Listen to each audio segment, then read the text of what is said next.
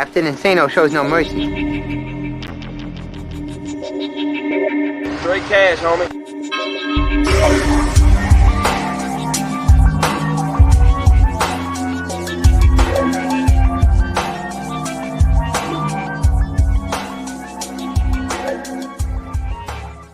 Hold on to your butts.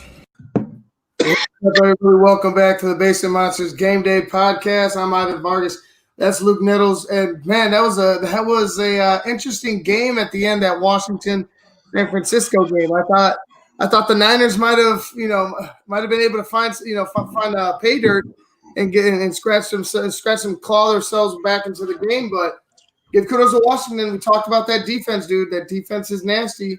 It's real nasty. Like if you watch that whole game, Chase Young and Sweat, man, I'm telling you what, dude, you talk about high motors on guys that never quit, and they're always in the right position, man.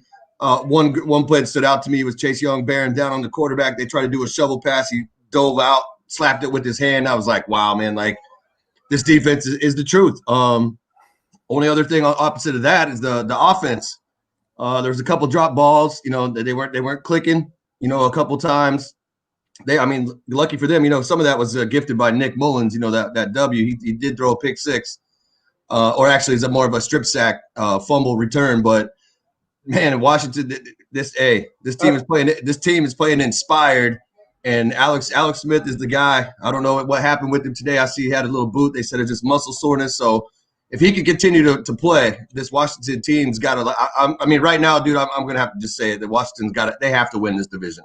Yeah, no, there's no doubt. I feel like they have all the momentum. There's 3 games left in the season. New York just took an L, even though I thought they were in the game. Their offense was not. Their defense was. Their offense was not, and they took an L to the Cardinals, and that puts them 1 game behind the Washington football team, and that's with 2 games in hand. So Imagine how brutal it'll be for New York now that Washington has that game in hand. If Washington can, run the table, or if New York doesn't just win, because that's all they can do at this point, it's good. That's going to be tough to take. A chance to win a division just slip out of your hands like that. That's going to be hard. They got their work cut out. Praise the coaching staff over there in New York though too. You got your quarterback went down, your running back went down in Chicago. So in order, to have these guys playing the way they are playing is hats off to the coaching staff there, because they've had to fill a couple voids on that offense. So the defense seems to be getting it. Maybe they need to step it up a little bit, but you can't be mad at what you see from the Giants. I'm sure it sucks to be a Giants fan right now, but that's the case with a lot of teams around the NFL, especially if you're playing in the NFC East. So they're going to get back on their horse. They'll get back. If they don't really do much this year, then I expect that Washington, New York, and possibly next year, depending on what happens with Dak, that division could be a hell of a lot more competitive when everybody's healthy and everybody's playing to their full potential. Hey, 108, and then I'm not talking about the Cubs. 108 passing yards is what the Washington football team put together between 2 quarterbacks. Mm-hmm. You got Alex Smith before he went out, 8 of 19 for 57 yards and a pick, and you had Dwayne Haskins, in relief of that, 7 of 12, 51 yards, and you had Isaiah Wright 0 for 1 with a pass himself. But look at this: 11 carries for J.D. McKissick, 68 yards. Peyton Barber had 12 for 37. They controlled the clock. The defense was everywhere, and they took advantage of a depleted offense for San Francisco. Oh, a depleted team in general. There was 2 more injuries today: Deebo Samuel and I think the linebacker, somebody his last name was like Wagner. So it's like, man, just. They might as well just build an ICU unit right there on San Francisco's field. Just be like, hey, we're just going to transition these dudes quicker than COVID patients, man. Like we need beds, man. We need beds. Yeah, that's why. Honestly, it's important to know that although it was a depleted 49ers team, you got to understand. First and foremost, Washington is. They're just winning. Like they're no better. Their offense is no better than San Francisco's. but their defense is world class. So there's a huge difference between because I think that San Francisco's defense is good, but not where they were because of injury. Imagine Nick Bosa being back. Imagine him being 100% healthy. You know what I mean? Like, and you got to think a Super Bowl run, a Super Bowl run. Think about how that wears on that team. A second one. Yeah. Think about how that wears on that team.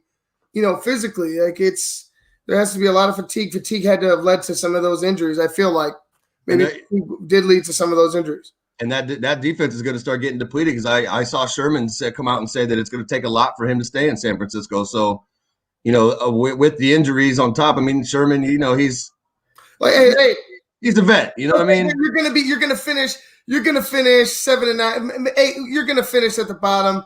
You're gonna go ahead and have a chance to go either draft a quarterback possibly, or go ahead and draft a top corner. I'm not okay. You're not Richard Sherman of the Legion of Boom.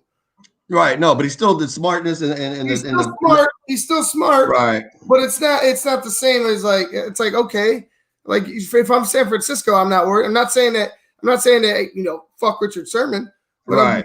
I'm just saying like, okay, like that's fine if you're San Francisco. San Francisco's gonna like be in a good position for themselves because they still are going to get a team back healthy. I mean, will they be the same? I don't know. I don't know if those players coming back off injury will be the same right away, but they're coming back. You're gonna have a shot. You're gonna have a shot to rebound quickly after a lost season. I mean, and we see this from some teams. Some teams don't bounce back. Right. Some teams after the Super Bowl, you have that Super Bowl hangover. Both sides. You have a Super Bowl hangover. And then for a lot of teams, you have you're just wandering through the wilderness for a couple of years. After that, you're like, whoa, what just happened? It's like you're waking up drunk one morning, and then you like, you know, leave the strip club or whatever. You wake up in the forest preserve. 7 a.m. and it's just like, holy shit! I didn't sleep. It's like it's kind of like that. It's kind of like, what the hell just happened? And it's like a lady. The team quick, but with the Niners, I feel like they're going to bounce back rather quickly, just because you're going to get guys back from injury. It's not all the team's fault. It's injury. Oh no, yeah, it's 100%. Like it's just been a bad year. You know, welcome to 2020, San Francisco. You know what I mean? It started out bad, and it's not ending any better for them. So I mean, it is on to next year. Yeah, you're right. I mean, Sherman, okay, whatever. He's older. He's not the same guy, but he's still smart. He still brings leadership to that secondary. And he, you know, I'm sure he's coached up some of those young guys out there on that defense too. And you know, sometimes that there's a lot to be said for that stuff. You know, maybe there's a disconnect with the coach, or maybe, you know, players don't get along. But when another player is there to kind of, you know, take you under the wing, so to say, you know, sometimes that makes all the difference. So, you know, I think they still got Armstead, they still got Bosa, they still got a gang of dudes on that defense. So I don't look for them to fall completely off, but you know, some of these other players are going to start having other contracts come available, maybe be free agents. And, you know, like I said, it starts with one guy leaving and then maybe some free agency, because we see this with all the good teams that go to the Super Bowl, the World Series. You know, name the sport. The team that wins starts losing players right after that. It's hard. It's hard. It is, man. It's just the name of the game. You have to be diligent in both your, you know, development of young players and your, you know, your ability to go after high price free agents. Like, you have to be able to find a balance between the both. Because if you go ahead and you burn through younger guys, or you don't technically have the coaching or the development staff to, you know, get those guys to a level that you think that they could possibly be, what the hell is the point of keeping them on the team? You know what I'm saying? And now at that point, you're wasting. It's like Leonard Floyd. I'll use Leonard Floyd. Why the hell do you waste a draft pick on a guy that's a project? It's kind of like no, that's right. I mean, we'll see where these guys all end up, you know, drafting, and you know how. I mean, this is going to be a crucial draft with, you know, I don't know, just the way players are moving around, and you know, sports in general. I mean, baseball, basketball, football, you name it. You're starting to see these teams, you know, like Tampa, you know, they got Evans, Godwin, Antonio Brown. You're going to start, you know, Russell. I mean, give DK another receiver over there, and give Russ another target that's great. You know what I mean? And then now you got Tyler Lockett, another guy, and DK Metcalf. Man, it's going to be interesting, man, and it's all going to come down to this draft. Seahawks, I think, are going to probably make the playoffs, but I don't look for them to go far. But it's a long road, man, and it starts. I mean, really, some of these teams, your offseason starts today, like that's no straight doubt. up. That's no doubt. One team that I don't think their offseason starts today, but it's getting closer and closer that they're not going to be in the playoffs. That's the Las Vegas Raiders. Man, Jonathan Taylor, dude. Yeah. Jonathan Taylor was going to eat, but my thing is I'm pissed off about Josh Jacobs. 13 carries, 9 yards. You got to get an offensive line in there. You got to get some nasties. Sorry, you got to get some big nasties, and you have to be able to run the football with that team. If you don't run the football with that team, you're gonna have to pass it with Derek Carr 45 times like you did today. Don't want to do that. And you're going to find out that he's not going to be perfect. So for me, the biggest thing is, hey, Oakland, I know you drafted. Didn't they draft every fucking receiver in the book? They drafted a lot of them. And I know they. Yeah. Okay. Why didn't you draft a couple linemen in between? You know what I mean? Like, why did you draft somebody that had potential? It's just frustrating because I know Las Vegas. I think they could be good. I really do. No, and I think it's also just a transition. When Gruden first got there, they didn't really have receivers, so that's why I think he was like, because you saw Derek Carr struggling. Just like damn, I think you could see the talent, but it's like you couldn't see the players. Then they got Waller. Then they got Aguilar. Then they got Ruggs. So they're putting pieces in place. But I mean, we talked about it with your team, my team, pretty much every team in the NFL. It starts with that offensive line. But some people choose to go the route of, hey, if I have a quarterback and I can get the ball out quick to guys that can make plays down the field, he doesn't have to be protected for that long. So maybe next year we can put that off until next year. And then and I also feel like the Raiders are one of the teams in the NFL that suffer from not having the running back duo that we see with so many teams, because Jalen Richard is I don't think he's it, but if Josh Jacobs a Chubb, what's his other guy, Kareem Hunt, you got Hilaire and Bell, you got, not that it's much, but it's enough, and Connor and Snell. You've got duos. I could see them doing something to bolster that running game. As far as drafting a running back later, but right now it's the line. The big thing is you need a run push. You need some run push, and you don't have that in Las Vegas.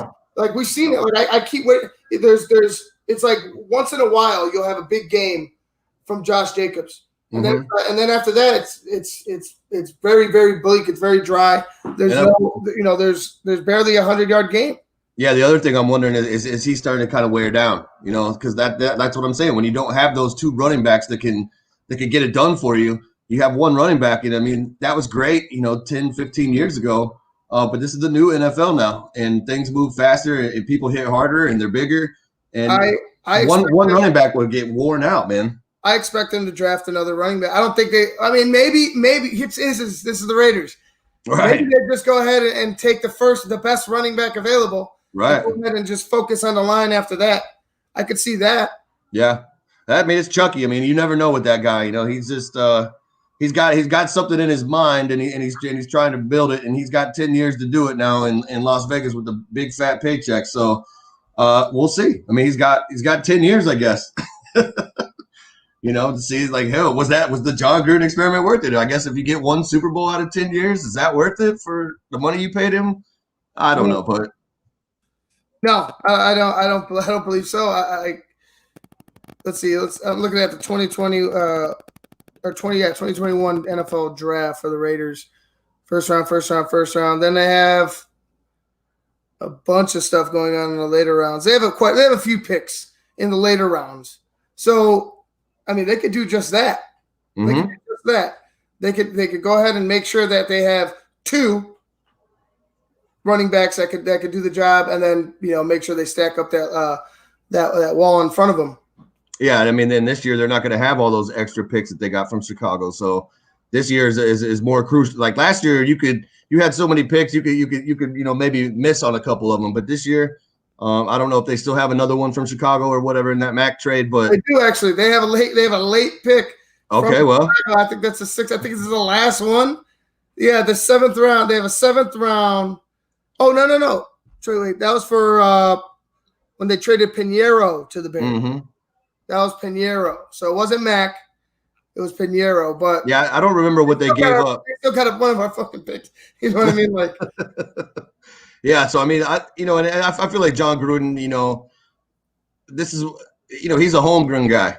He's not an Andy Reid guy. He's a homegrown guy, and I feel like he knows what he's doing. I feel like his offense is complicated, and I'm sure some of the players would tell you that. And I know it's hella wordy. I've listened to him sit there and ramble off some plays. I'm like, dude, that's like a whole paragraph, bro. So, it is what it is. But I mean, in his head, it makes perfect sense. So, he's never really been somewhere where he's had enough time to actually build a team. So just because of his brain, I'm curious to see where this Vegas team starts going. It's gonna be fun. I mean, you're in Vegas, right? Right. You gotta have some type of fucking fun. That'll lead us. Actually, let me go ahead and run off some of the games we didn't cover from around the league. Actually, I'll just hit them all. Tampa Bay over Minnesota, 26-14. Arizona over New York, the New York Giants, that is, 26-7. Kansas City Chiefs, 33 over Miami, 27. And the Tennessee Titans, 31 to Jacksonville's 10. Dallas beat Cincinnati, 30-7. Chicago beat Houston 36-7. Denver beat Carolina 32-27.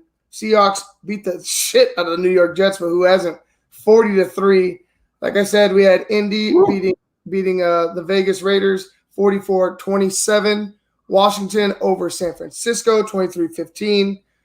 Philadelphia 24, New Orleans 21. And the Los Angeles Chargers finally won a game 20-17 over the Atlanta Falcons. I mean, it is Atlanta, but yeah, they were down. They were down in that game, though. Yeah, they were down, and they came back and won. And then you had Green Bay over Detroit, 31-24. And on Thursday it was Rams 24, New England 3. What a day! All right, we still got one more. We got that Buffalo-Pittsburgh game, and that's going to be a good one. And then we'll hit the post. We won't even hit the halftime. We'll just hit the post of that to wrap things up. But for right now, man, let's go ahead and enjoy that game because I know I will.